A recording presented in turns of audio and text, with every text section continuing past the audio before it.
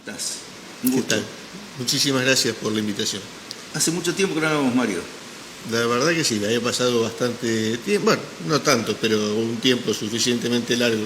Uno ha tenido la oportunidad de compartir muchísimas charlas, eventos, acontecimientos, algunos de la mano del INTA y otros también desde la mano de una función pública que desarrollabas, que siempre nos pareció realmente muy bien ejecutada, que era la Gracias. de...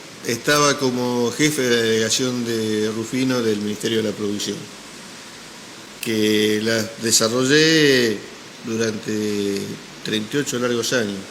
38 años. Y bueno, como todas las cosas, llega un momento que hay que parar y cambiar de actividad, refrescarse, renovarse, y un poco obligado también por los años, pero pues llegó un periodo de jubilación y por otro lado, bueno, aprovechar para desarrollar la actividad profesional en forma privada. ¿Extrañas esa función o al contrario te está permitiendo...? No, realmente lo tomé muy bien porque fue una acción meditada, pensada con tiempo, en familia, conversada e inclusive preparada. Es decir, uno se prepara para el momento que uno tiene que dejar una actividad y empezar otra. Así que lo hice con siempre uno cuando deja algo, no quiere decir que uno no lo deje con cierta tristeza, pero es con expectativas, con proyectos y con ideas de futuro. Bueno, estamos llegando a Rufino, así que el saludo para toda la querida gente de Rufino, allá en el sur-sur. Rufino, capital nacional de la ganadería en su momento, ¿no? Capital nacional de la ganadería. Todavía lo sigue siendo porque el decreto del presidente Ilía sigue vigente. Que fue quien declaró a Rufino como capital nacional de la ganadería. Pero evidentemente las vacas ya no están. Claro. El proceso de sojización, un factor, ¿no? El proceso de agriculturización que se vivió en toda la pampa húmeda también repercutió en Rufino, que obviamente, como todas las cosas, tiene sus cuestiones positivas y sus cuestiones negativas, digamos, tiene sus externalidades negativas. Pero bueno, es la realidad y con esa realidad tenemos que convivir. Entonces lo que tenemos que pensar, y este es el eje de la sustentabilidad, de cómo mitigar de algún modo aquellas externalidades negativas que tiene un proceso de cambio como el que se vivió, y llevarlos adelante con políticas activas, serias e inteligentes, porque no se trata de restar rentabilidad a la actividad productiva, sino de potenciarla, pero evitando todas esas externalidades negativas que terminan impactando al resto del conjunto de la sociedad. En su momento, incluso conflictos, retenciones mediante, gran polémica, apareció una idea que debimos esbozarla, que tenía que ver con fortalecer lo que era lo verde, no en el sentido de lo agroecológico, en el sentido de darle puntos de disminución de retenciones a aquellos que dieran mejor tratamiento a sus campos, ¿no? Claro, allí hubo todo un movimiento algunos lo definían como buenas prácticas agrícolas, para muchos las buenas prácticas como enunciado servía, pero como se estaban pensando en implementarlo eran insuficientes. Pero es evidente de que hay necesidad de tener prácticas más sostenibles, porque es evidente, ya hay evaluaciones y mediciones de todo tipo en distintos ámbitos, sea en los CREA, sea en los INTA, sea en las universidades o lo que genera el CONICET, e incluso las experiencias que hemos hecho nosotros a nivel regional. Y cuando me tocó también ser parte del Observatorio Santafesino de Suelo, que todavía subsiste, hay entre las externalidades negativas del sistema productivo actual, está la pérdida de la materia orgánica, la pérdida de estructura, una desarmonización del balance hídrico que genera excedentes hídricos en momentos determinados que terminan provocando una exacerbación de las inundaciones, pérdida de nutrientes en los suelos. Es decir, que hoy, cuando los fertilizantes han tomado el precio que han tomado, sobre todo por esta crisis de la guerra de Rusia y Ucrania, nos damos cuenta que esa pérdida de nutrientes es difícil compensarla, es difícil compensarla con fertilización. Entonces, bueno, pero todas estas cosas es lo que hace que un sistema basado solamente en insumos no es tan sostenible, porque hay circunstancias que pueden provocar descalabros en el sistema. Apareció en ese pantallazo que hacías el problema de los desbordes hídricos, las inundaciones, y obviamente la Picasa está siempre ahí, ¿no? Siendo un punto muy preocupante de referencia que nunca termina de resolverse definitivamente. Nunca se termina de resolver definitivamente. Para mí el tema de la Picasa es un tema central, porque fue el que personalmente me generó la necesidad de indagar más sobre lo que era la sustentabilidad. Me llevó a hacer estudios de maestría, de gestión de recursos naturales, pensando y focalizado básicamente en lo que es el tema de la Picasa. Y ahí hay un ejemplo claro del problema de la agriculturización y de que si hubiese un manejo más sostenible a nivel cuenca, y esto se refiere a lo que es Córdoba, a lo que es Buenos Aires y lo que es Santa Fe, obviamente, estaríamos manejando menos excedentes. Pero fíjate vos que las obras de la cuenca de la Picasa presupuso aproximadamente unos 400 kilómetros de canales oficiales diseñados con 7 reservorios, 2 estaciones de bombeo, pero alrededor de esos obras oficiales se hicieron aproximadamente 3.000 kilómetros de canales no autorizados.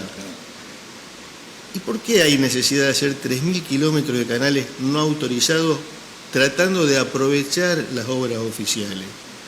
Y hay necesidad porque el sistema actual genera excedentes de agua y genera menor capacidad de retención de agua en el suelo, menor capacidad de infiltración, y esos excedentes de agua molestan y hay que sacárselo de encima.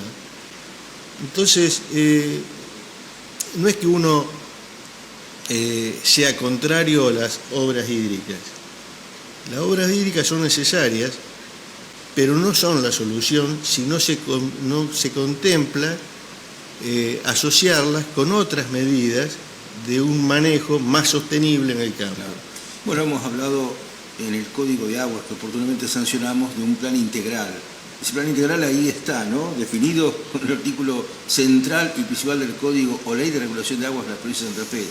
Este código se trabajó, se logró finalmente aprobar en el contexto incluso de las distintas miradas que existían en cuestiones políticas, en Cámara de Diputados y en senadores, pero fue una ley, ahí está la ley. En lo particular, en su momento uno tuvo la oportunidad de propiciar la sanción de esta ley, pero es la ley y hay que ver cómo se instrumenta a la hora de la verdad ese plan integral que sigue sin aparecer, ¿no? Para encarar lo que vos estás planteando como aspectos que no terminan ordenándose. Por un lado el canal oficial, pero por otro lado se multiplicaron los clandestinos, y eso que el código prevé que no aparezcan más los canales clandestinos. Exacto, y es porque hace falta un poder de fiscalización más fuerte, pero también como vos decías, que sea realmente una política integral de manejo de aguas superficiales en las áreas productivas, donde se contemple lo que son las cuencas hídricas y lo que es el manejo, porque, y esto es una cuenta rápida que uno hace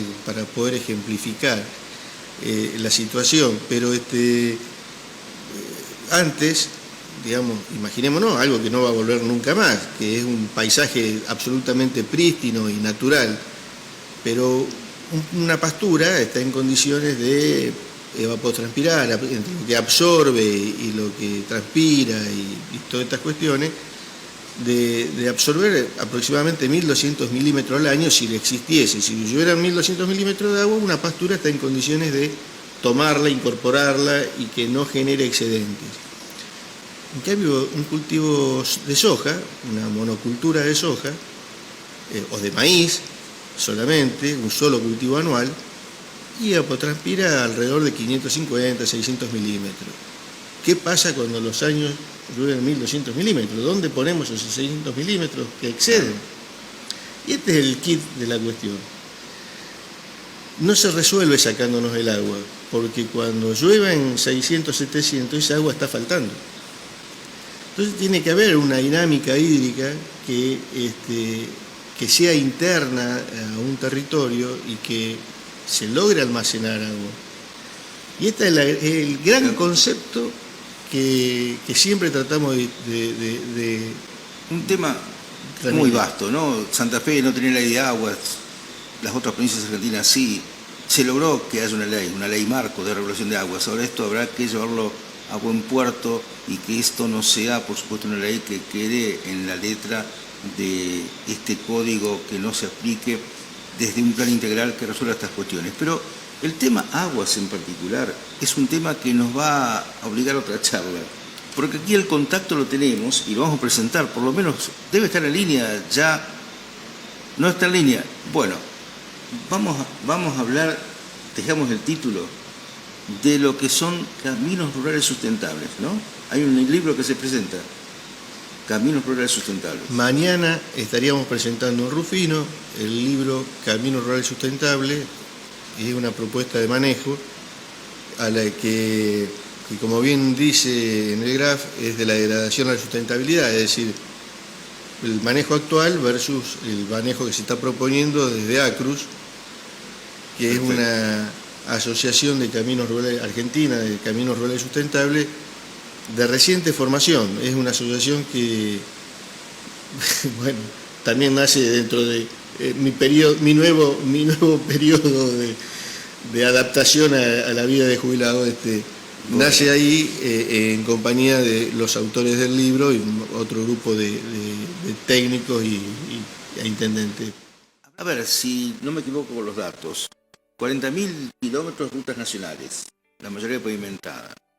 Pero hay 400.000 kilómetros de rutas provinciales y solamente el 25% de esos 400.000 kilómetros de rutas provinciales pavimentados. Y hay cerca de 350.000, 400.000 kilómetros de caminos rurales, bueno, que son realmente fundamentales para lo que es el transporte, por ejemplo, de esto que es nuestro grano. Esto está siendo descuidado. ¿Cómo nuestra economía, que tiene tantos desafíos, descuida una herramienta principal como es el de los caminos rurales? ¿Qué está pasando? ¿Por qué ocurre esto? Recién hablábamos, por ejemplo, que no se cuida a veces el medio ambiente, la sustentabilidad de los campos, pero hablemos puntualmente de los caminos rurales. La mayor parte de los caminos rurales, como todos sabemos, son de calzada natural. Y son muy fácil, son muy lábiles, muy fáciles de degradar. Aquellos que anden por el campo y transiten los caminos rurales van a ver que los caminos más transitados en su mayoría se encuentran deprimidos en su calzada con respecto al nivel de los campos. Es decir, es muy común ver caminos que están medio metro, 1 metro y a veces 2 metros por debajo del nivel. Y esos caminos están sujetos a que se transforman en canales cuando se generan los excedentes hídricos que nosotros estábamos planteando anteriormente. Y se tornan intransitables. Entonces, ahí viene siempre generalmente la gran disputa entre el usuario del camino, básicamente los productores agropecuarios y los camioneros, que son los que tienen que transitar con sus camiones cargados, con quienes deben gestionarlo. Generalmente los presidentes de comuna, o eventualmente, como sucede en provincia de Córdoba, o en algún lugar de la provincia de Buenos Aires, los consorcios camioneros. Entonces siempre se generan conflictos y disputas en los momentos de mayor utilización de esos caminos, que es generalmente en la época de cosecha, que generalmente coincide la época de cosecha con los momentos de mayor cantidad de lluvia, y coincide también con los momentos de menor absorción de agua por parte de los cultivos, porque en su mayoría están secos y entonces el agua que cae en los lotes va hacia los caminos, primero y luego hacia los bajos. Y algunas veces se quedan los caminos. Entonces uno dice, bueno, estamos en un problema serio y que es común a todos los caminos rurales de la pampa húmeda. Claro. Incluso se generan hasta conflictos de orden político, porque lo toman como bandería para mostrar las eficiencias o ineficiencias de tal o cual sector. Uno ve, por ejemplo, la primera pregunta que nos sí, hacemos, discúlpame, sí. la primera pregunta que nos hacemos es ¿por qué los caminos están deprimidos? Entonces, ahí empieza la cuestión de la sustentabilidad. ¿Por qué los caminos están deprimidos? Cuando en realidad no todos los caminos están erosionados. Aquellos caminos que están menos mantenidos, que son los caminos más marginales, de un orden terciario o ternario, que son de acceso a un campo que está medio aislado, esos caminos no están erosionados. ¿Y por qué? Porque son los que menos se mantienen. Entonces, ahí tenemos la primera cuestión de insustentabilidad en el manejo de caminos, que es la forma de mantenerlo. ¿Cómo se mantiene un camino? Normalmente se produce el huelleado, los poceados, lo que se busca es hacer un relleno, se extrae tierra de los costados, se amontona sobre caminos, se aboveda. No siempre se los compacta adecuadamente y se trabaja todo el ancho de la calzada. Entonces se pretende tener caminos rurales de 4, 5, 6, 7, 8 metros, o incluso más, en algunos casos los caminos reales. Y si lo piensa el productor agropecuario, hablo del productor agropecuario, que es el que más maneja tierra y más maneja campo y lotes de producción, sucede lo que sucedía antes, cuando usábamos la labranza convencional de arado o disco y se erosionaban los campos, y pasamos a un sistema de siembra directa, para evitar esa erosión, esa pérdida de suelo. Y nosotros en los caminos lo manejamos como lo manejábamos antes en los lotes, claro, con la labranza convencional, es decir, con motoniveladora, manteniendo la calzada descubierta. Y esa es la principal causa de erosión de los caminos. Entonces, nuestro planteo es decir, se resuelve un problema en lo inmediato, ¿no? Se tapa, pero el problema subsiste o se va agudizando en el tiempo. Correcto. A veces, claro, en la emergencia también convengamos. Hay que ir a hacer en los tambos el hecho de recoger la leche, y obviamente esto hace a urgencias, no se puede echar a perder. El problema también de sembradíos que ya están en tiempos de cosecha.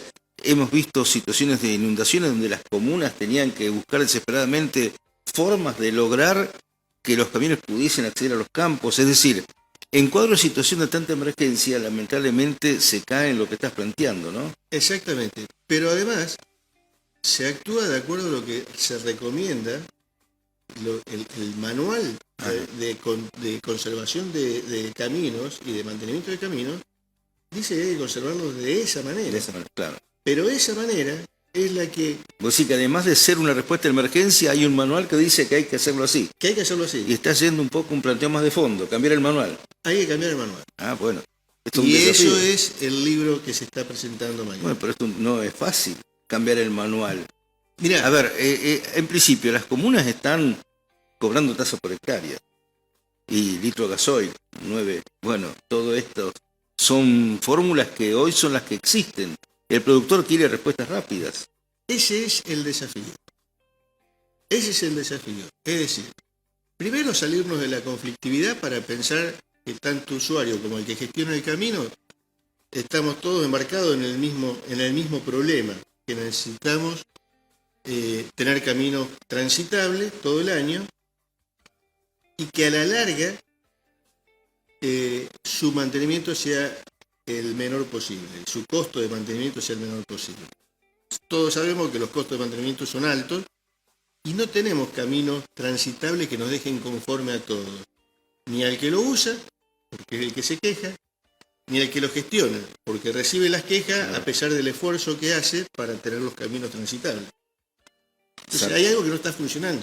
Bueno, además tenemos camiones de cada vez mayor porte, maquinaria agrícola cada vez de mayor enjundia, entonces todo eso hace que, en este contexto además que bien estamos planteando antes, ¿no?, de la afectación por el desborde de las aguas de campos y caminos, o sea que realmente una situación que realmente obliga a que este manual nuevo que estás planteando sea muy discutido y sea muy trabajado, pero ¿entendés por otra parte que es prioritario asumir este cambio de manual?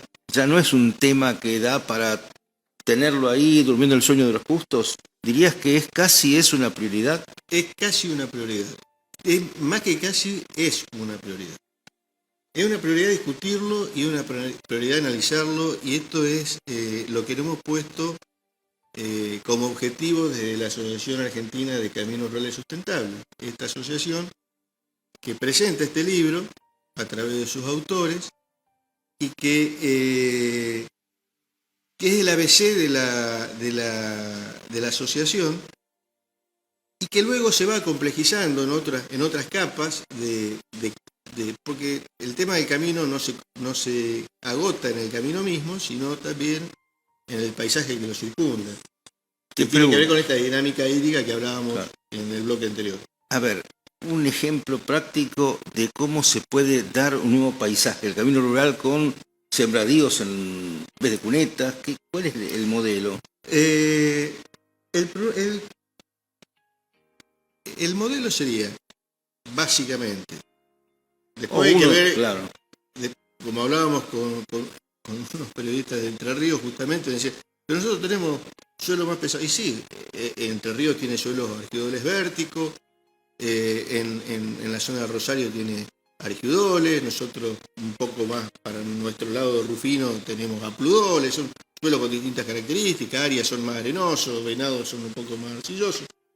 Cada suelo tiene su característica, incluso dentro del mismo paisaje, el mismo territorio, tenemos suelos que están en la loma, suelos que están en lo vasco, es decir, tenemos distintas situaciones que atender. O sea que dar una receta única no sería lo lógico, lo aconsejable. Pero en líneas generales, el planteo es no abovedar más los caminos, es mantenerlos lo más plano posible. Es centralizar la calzada, la circulación. No tiene sentido que un camino rural sean excesivamente anchos, con una calzada de 2 o 3 metros como para que pase el vehículo, y eventualmente, si se tienen que enfrentar dos vehículos, para que pasen los dos, uno se podrá tirar un poquito más hacia la banquina, bueno, pero centralizar la circulación permite que esa circulación compacte lo central del camino. Promover la cobertura, que nosotros le decimos pavimento verde, bioasfalto, así lo dicen en Inglaterra, así lo dicen en Canadá, así lo dicen en Illinois. Pavimento verde, que es la promoción de la vegetación natural y mantenerlo cortado con pasteras, con el fin de tener que esa cobertura proteja la erosión de los bordes del camino. Las cunetas, tener obviamente cunetas y proteger las veredas. Las veredas es el espacio entre la cuneta y el alambrado, digamos. Allí lo estamos haciendo, se ha promovido de esta manera y así lo están haciendo alrededor de unas 20 comunas que están adheridas al sistema que estamos planteando desde ACRUS, y que si visitan la página verán Bueno. sus logotipos en ese lugar, adhiriendo al sistema, con muy buenos resultados. Hace cosa de 25 días, 20 días menos, tal vez, se hizo una reunión de campo con presidentes de comuna en Chañar Radiado, donde se mostró la metodología con muy buenos resultados. Y sé que el Cocosor, por ejemplo, también está aplicándolo en algunos caminos con muy buenos resultados. Y de esto entonces se trata la presentación del libro en Rufino. Jueves, repetimos la convocatoria. Jueves, o sea mañana, jueves 5 de mayo, a las 19 horas, en Santa Fe 129, que era el viejo Consejo Deliberante, que es el salón de uso múltiple de la Municipalidad de la Ciudad de Rufino. Te comento que el libro ya fue presentado en la sede de la Universidad Nacional de Rosario, en Rosario, y que además ya estamos hemos firmado convenio con la Universidad Nacional de Rosario, hemos firmado convenios para trabajar en conjunto, es decir, porque aquello que nosotros consideramos que son conocimientos empíricos, lo queremos trasladar también a una base científica y tenemos la adhesión de la Universidad Nacional de Rosario por la Facultad de Ciencias Agrarias y por la de Ingeniería Civil. Te saludo, te despido, pero dame por último los dos nombres de los autores. Los autores del libro serían el ingeniero agrónomo Daniel Costa, presidente de ACRUS, el secretario de ACRUS, que es Carlos Casali. Ambos son los dos autores. Te pido que le mandes un saludo a Fernando Rosell también, gran amigo en común que tenemos, y te agradezco muchísimo por haber estado aquí en estudios. Muchísimas gracias, se los voy a dar porque estamos siempre en contacto con... Nos quedan temas, ley de aguas, si en Rufino hay o no alguna complicación con el agua que es de consumo. Así que temas son muchos. Siempre va a ser un gusto hablar contigo, Mario, y hasta cualquier otra oportunidad. Entonces, encantado y gracias por la invitación y bueno, contá conmigo. ¿Cómo no?